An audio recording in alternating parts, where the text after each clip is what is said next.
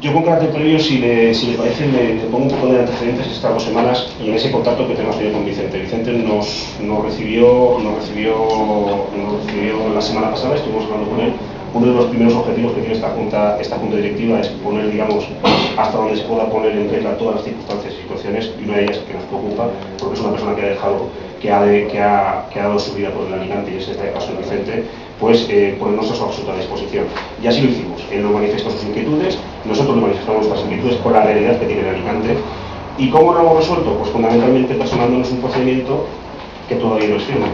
Por tanto, nosotros lo que teníamos en una limitación, entre comillas, para poder acceder, digamos, a las fichas federativas, hemos resuelto el problema desde el punto de vista jurídico, porque no hay que desconocer que el Alicante, no le voy a decir desaparecido, pero sí que es cierto que en determinadas instancias no existía, entre comillas. Hemos dado cara, estamos dando la cara en todas las instituciones en el tiempo, en el corto espacio de tiempo, y una de ellas es la que nos ha dado en este caso objeto la razón. Tenemos una resolución de la Federación en la que nos está diciendo que podemos tener bien. ¿Por qué? Porque la resolución todavía no es firme. Esto no significa que a Borja no se le vaya a pagar, es decir, nuestro objetivo es, lógicamente, ponernos al día con él, es nuestra prioridad. Una de nuestras prioridades es darle lo que creo que ha dado, darle por parte del Alicante lo que estoy convencido de que ha dado por el Alicante, y por tanto ahí estamos. Tendremos reuniones periódicas y vamos a tener reuniones para poder solucionar el problema. Pero lo importante y lo determinante es que el Alicante sigue, y el Alicante puede inscribir todos los jugadores que estima pertinente la Federación en este caso.